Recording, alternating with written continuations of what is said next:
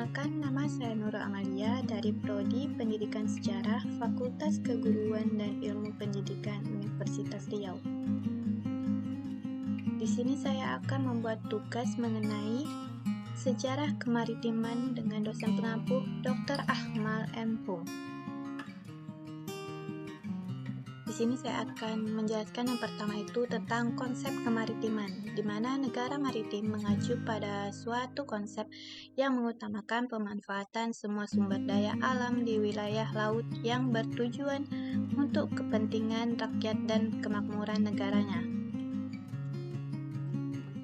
Macam-macam dinasti yang berkaitan dengan kemaritiman. Yang pertama itu saya akan menjelaskan mengenai sejarah singkat Pantai Kuta di Bali. Nah, Pantai Kuta di Bali ini terletak di Desa Kuta, Kecamatan Kuta, Kabupaten Bedung, Provinsi Bali, Indonesia. Di mana Pantai Kuta Bali ini sangat terkenal memiliki sejarah penting sejak abad ke-14. Kuta mulai dikenal sejak tahun 1336 Masehi, di mana Gajah Mada dan pasukannya dari Majapahit mendarat di bagian selatan pantai ini.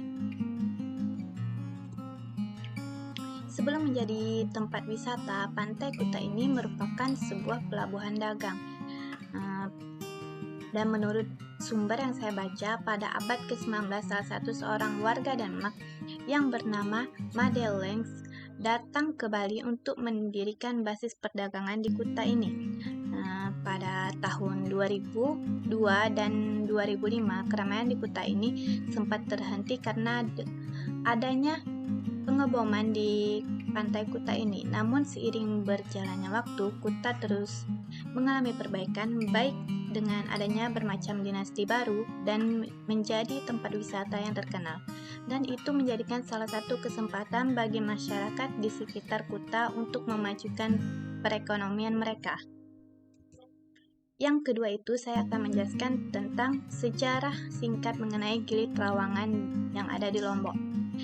Gili Trawangan ini terletak berjajar dengan dua buah pulau kecil lainnya, yaitu Gili Meno dan Gili Air, di mana pulau-pulau tersebut dulunya bernama Pulau Terangan atau Gili Trawangan, Pulau Sasi atau Gili Air, dan Pulau Tini atau Gili Meno, di mana ketiga pulau tersebut memiliki nama yang berbeda, seperti halnya Gili Trawangan yang dulunya bernama Pulau-Pulau Trawang.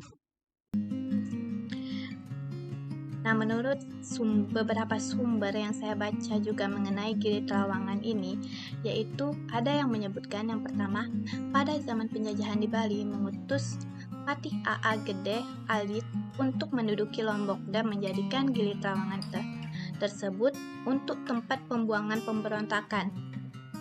Tidak hanya itu, ada juga yang menyebutkan adanya penduduk asli dari pulau tersebut berasal dari manusia perahu, yaitu orang-orang yang berasal dari Sulawesi Selatan, yaitu berlayar mengarungi samudra dan akhirnya menemukan pulau Gili ini dan kemudian mereka menetap.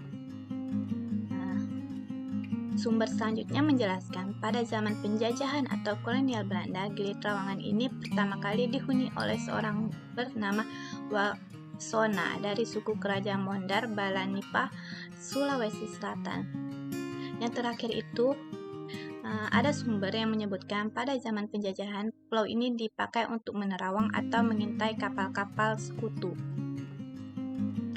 Akan tetapi, lambat laun Gili Trawangan ini justru dijadikan tempat wisata. Seiring berkembang dan terkenalnya Gili Trawangan ini menjadikan banyak penduduk yang bertempat tinggal di sana. Nah, karena mereka berpendapat bahwa Gili Trawangan ini berpotensi untuk meningkatkan ekonomi mereka. Banyak orang yang menjalankan atau mendirikan bisnis di Gili Trawangan ini. Selain berdagang, mereka juga menyewakan penginapan untuk turis-turis pendatang baik lokal maupun mancanegara. Terakhir itu, kita akan membahas mengenai Candi Bajang Ratu dan Candi Tikus sebagai peninggalan kerajaan Majapahit. Sebelum kita masuk ke Candi Bajang Ratu dan Candi Tikus sebagai peninggalan kerajaan Majapahit, kita akan membahas sedikit mengenai sejarah singkat Majapahit, di mana kerajaan Majapahit ini terletak di selat Sungai Berantas, tepatnya di Kecamatan Trawulan, di mana kerajaan Majapahit ini merupakan salah satu kerajaan maritim terbesar di Nusantara. Wilayah kekuasaan Kerajaan Majapahit ini hampir di seluruh Nusantara, khususnya Asia Tenggara. Dengan Raja Hayam Wuruk merupakan raja yang paling terkenal dan dianggap sebagai raja puncak kejayaan Kerajaan Majapahit di kala itu. Dapat kita lihat di sini ada gambar Arca Tribuana Wijaya Tunggadewi, di mana diketahui bahwa Arca Tribuana Wijaya Tunggadewi ini adalah penguasa ketiga dan ratu pertama Majapahit sekitar tahun 1328 sampai 1351 Masehi. Nah, kita akan memasuki peninggalan Candi Bajang Ratu dan Candi Tikus sebagai salah satu peninggalan Kerajaan Majapahit. Yang pertama itu kita akan membahas Candi Bajang Ratu.